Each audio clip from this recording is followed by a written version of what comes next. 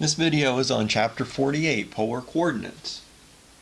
And this is just an introduction into polar coordinates and how to represent a point using its polar coordinates. So let's first of all think about our nice, familiar, comfortable rectangular coordinate system.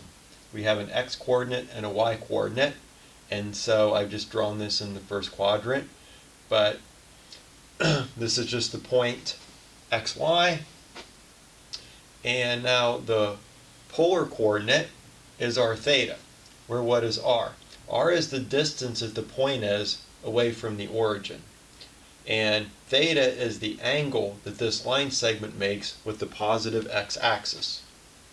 And so just using the Pythagorean theorem and right triangle trigonometry, we see that x squared plus y squared is r squared, x is r cosine theta, y is r sine theta, and tangent of theta is y divided by x.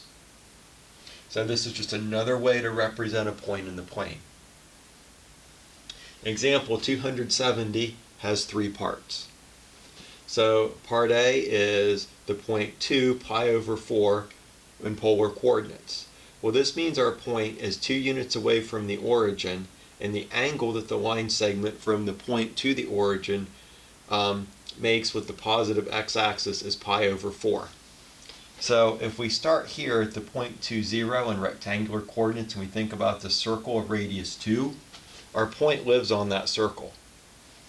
And so we just start here and we swing up on that circle pi over 4 radians, which is 45 degrees. And so A, this is the point 2 pi over 4.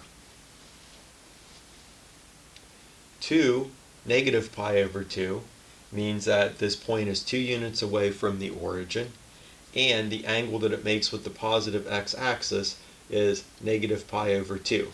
So we start here, we come negative pi over 2 radians, and so point B right here, this is the point 2 negative pi over 2 in polar coordinates. C, 0, 4. The 0 means that this point is 0 units away from the origin. That means it is the origin. So the point 0 anything is the origin in polar coordinates. So this C, this is the point 0, 4. It's also the point 0, 2. It's the point 0 pi. It's 0 anything. Now, for all of these examples, the r that we were given was non-negative. So now we want to know what happens when r is negative. That's when we look at note 270.